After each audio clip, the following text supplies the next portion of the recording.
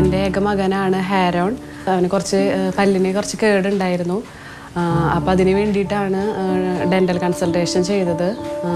അങ്ങനെയാണ് ഞങ്ങൾ Malankara mission hospital, കുന്നംകുളത്തുള്ള മലങ്കര മിഷൻ ഹോസ്പിറ്റലിൽ ഞങ്ങൾ എത്തണത്.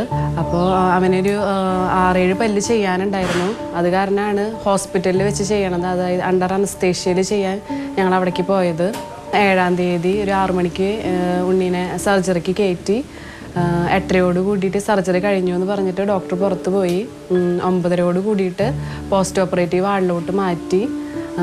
അതിനുശേഷം ഒരു 11-11:15 ആയപ്പോൾ ആ വാർഡിന് മുമ്പിൽ കുറേ നഴ്സുമാർ അതിൻ്റെ ഉള്ളിലേക്ക് ഓടുന്നതും പുറത്തേക്ക് ഓടി കുറേ സാധനങ്ങൾ കൊണ്ടുപോകുന്നതും ഡോക്ടർമാരൊക്കെ അങ്ങോട്ടും ഇങ്ങോട്ടേക്ക് ഓടണതൊക്കെയാണ് ഞങ്ങൾ കാണുന്നത്.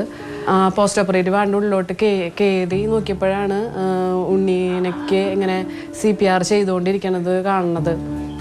അതിനുശേഷം ഒരു 15 മിനിറ്റ് കഴിഞ്ഞപ്പോൾ ഡോക്ടർ കണ്ടീഷൻ പറയാൻ പുറത്ത് വന്ന് പറഞ്ഞു, ഫുഡ് ആസ്പിറേറ്റ് ചെയ്തേക്കാണ്, അത് പുറത്തേക്ക് എടുക്കാൻ വേണ്ടിയിട്ട് ഞങ്ങൾ നോക്കിക്കൊണ്ടിരിക്കുകയാണ്. 90% പോയി, ഹാർട്ട് ബീറ്റ് കുറഞ്ഞുകൊണ്ടിരിക്കുകയാണ്, ഒന്നും പറയാനാവണില്ല എന്ന്. അപ്പം ഞങ്ങൾക്ക് ആകെ ഷോക്കായി. കാരണം ഒരു ചെറിയൊരു സർജറിക്ക് വേണ്ടി അന്ന് തന്നെ ഡിസ്ചാർജായി പോരാന്നുള്ള രീതിയിലായിരുന്നു വന്നത്. എന്നിട്ടാണ് ഇങ്ങനെ ഡോക്ടർ ഞങ്ങളോട് പറഞ്ഞത്. അതിനുശേഷം 10 മിനിറ്റ് കഴിഞ്ഞപ്പോൾ ഉണ്ണി പോയി എന്ന് ഞങ്ങൾ അറിഞ്ഞു.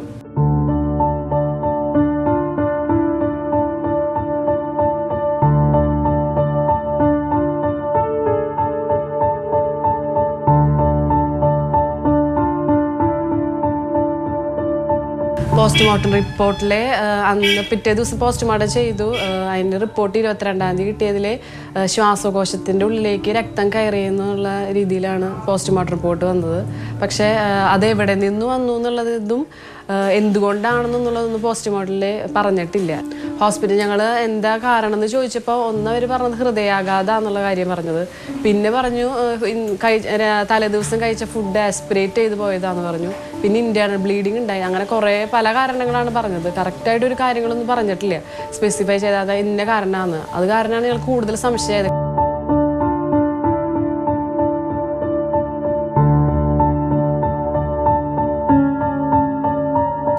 തലേ ദിവസം വരെ അവിടെ ഇങ്ങനെ ഓടിക്കാണ്. അവിടെയുള്ള സ്റ്റാഫ്മാരൊക്കെ കണ്ടിട്ടുണ്ട് എൻ്റെ കുട്ടി ഇങ്ങനെ ഓടിച്ചാടി നടക്കണതേ.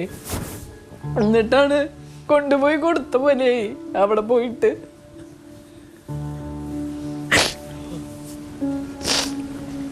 ഇത്രയും ആശുപത്രി സെറ്റിങ്സിലായിട്ട് പോലും രക്ഷിക്കാൻ പറ്റാവുന്ന ഒരു സാഹചര്യം ഉണ്ടായിട്ട് പോലും അവർക്ക് ചെയ്യാൻ പറ്റിയില്ല.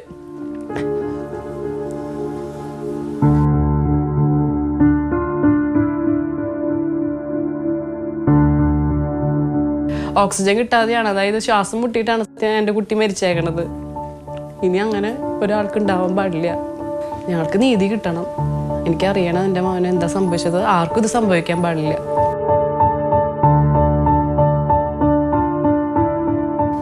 മുന്നത്തെ നിയമം അനുസരിച്ച് ഡോക്ടർ തെറ്റ് ചെയ്തിട്ടുണ്ടെങ്കിൽ, അല്ലെങ്കിൽ ഡോക്ടറോ അല്ലെങ്കിൽ ആരോഗ്യ മേഖലയിലുള്ള ആരെങ്കിലും തെറ്റ് ചെയ്തിരുന്നുണ്ടെങ്കിൽ അവർക്കെതിരെ നടപടികൾ എടുത്തിരുന്നു. ഇപ്പോഴത്തെ നിയമം അവർക്ക് അനുകൂലമാണ്. ഇപ്പം എന്ത് തെറ്റ് ചെയ്താലും ഡോക്ടറെ അല്ലെങ്കിൽ ആരോഗ്യ മേഖലയിൽ വർക്ക് ചെയ്യുമ്പോൾ തെറ്റുകൾ കുഴപ്പമില്ല. ഈ പറഞ്ഞ മാതിരി അനാസ്ഥ വരാം. അത് മനഃപൂർവ്വമാവരുത്. അല്ലെങ്കിൽ ഞാൻ ചെയ്താലും എനിക്ക് നടപടികൾ എടുക്കില്ല, എനിക്ക് നേരെ നടപടികൾ എടുക്കില്ല എന്നുള്ള ബോധ്യം ഉണ്ടെന്നുണ്ടെങ്കിൽ ആർക്കും എന്തും ചെയ്യാം. ഇപ്പോൾ ഞങ്ങളിപ്പോൾ കുറേ ആൾക്കാരെ കണ്ടു, ഉദ്യോഗസ്ഥരെ കണ്ടു. അവർ പറയുന്നത് അവർക്കെതിരെ കേസുകൾ എടുക്കില്ല, അവരെന്ത് ചെയ്താലും അവരോ നിയമം ഒന്നും ചെയ്യില്ല. അതാണ് ഇപ്പോൾ അവർക്കുള്ള പ്രൊട്ടക്ഷൻ.